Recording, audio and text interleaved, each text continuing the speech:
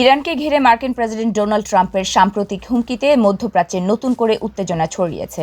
ইরানের শীর্ষ নেতৃত্ব পরিবর্তনে দরকার হলে সামরিক পদক্ষেপের হুঁশিয়ারি দিয়েছেন ট্রাম্প। আর এই হুমকির পর যুক্তরাষ্ট্র ও ইরানের পুরনো শত্রুতা দাউ দাউ করে জ্বলে উঠেছে। ট্রাম্পের এই হুমকির কড়া জবাব দিয়েছে ইরান। সর্বোচ্চ নেতা আয়াতুল্লাহ আলী খামেনির বিরুদ্ধে কোনো ধরনের শত্রুতামূলক পদক্ষেপ নেওয়া হলে ভয়াবহ সামরিক প্রতিশোধের মাধ্যমে যুক্তরাষ্ট্রকে জবাব দেওয়া হবে বলে হুঁশিয়ারি দিয়েছেন এক ইরানি কর্মকর্তা। মঙ্গলবার তেহরানে এক সভায় যুক্তরাষ্ট্রকে এই হুঁশিয়ারি দেন ইরানের সশস্ত্র বাহিনীর মুখপাত্র জেনারেল আবুল ফজল শেকরচি। ট্রাম্পের ইরানের নেতৃত্ব পরিবর্তনের হুমকিকে মনস্তাত্ত্বিক যুদ্ধ হিসেবে আখ্যা দিয়ে তা প্রত্যাখ্যান করেন তিনি। শেকরচি বলেন, ট্রাম্প ভালো করেই জানেন যদি আমাদের নেতার দিকে কোনো হাত বাড়ানো হয় তবে আমরা কেবল সেই হাত কেটেই দেব না, বরং আমরা তাদের দুনিয়ায় আগুন জ্বালিয়ে দেব। খামেনির দিকে হাত বাড়ালে মধ্যপ্রাচ্যে যুক্তরাষ্ট্রের আর কোনো নিরাপদ আশ্রয় অবশিষ্ট রাখব না।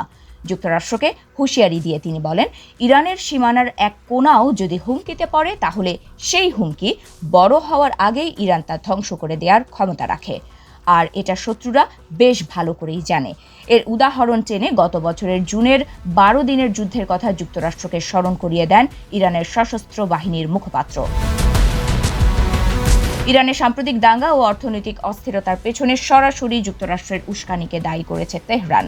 মার্কিন প্রশাসনের সমর্থন পুষ্ট এই বিক্ষোভকে ইরানের অভ্যন্তরীণ স্থিতিশীলতা নষ্টের একটি গভীর ষড়যন্ত্র হিসেবে দেখছে কর্তৃপক্ষ। ইরানের গোয়েন্দা তথ্য বলছে, বাণিজ্যিক নিষেধাজ্ঞার পাশাপাশি পরিকল্পিত সহিংসতা উস্কে দিয়ে ইরানকে দুর্বল করার চেষ্টা চলছে। তবে নিরাপত্তা বাহিনী ও সাধারণ মানুষের প্রতিরোধের মুখে সেই অপচেষ্টা ব্যর্থ হয়েছে বলে দাবি করেছে ইরান সরকার। শেখরচি বলেন, ইরানের সাম্প্রতিক বিক্ষোভের সময় শত্রুপক্ষের কুটচাল আবারও ব্যর্থ হয়েছে।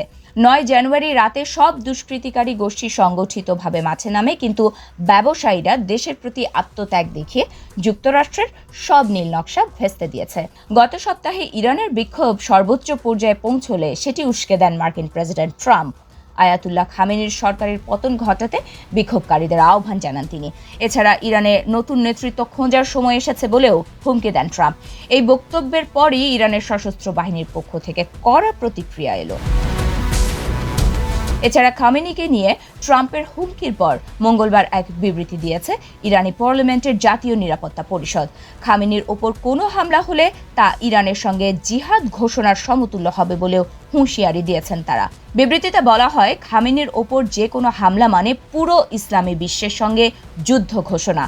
এরপর ইসলামী আলেমদের পক্ষ থেকে জিহাদের ফতোয়া এবং বিশ্বের বিভিন্ন স্থানে ইসলামের সৈনিকদের প্রতিক্রিয়ার জন্য যুক্তরাষ্ট্রকে প্রস্তুত থাকতে হবে বলেও সতর্ক করা হয়। দুই পক্ষের এই পাল্টাপাল্টি বক্তব্যে যুক্তরাষ্ট্র ও ইরানের মধ্যে আবারও উত্তেজনা সর্বোচ্চ পর্যায়ে পৌঁছেছে।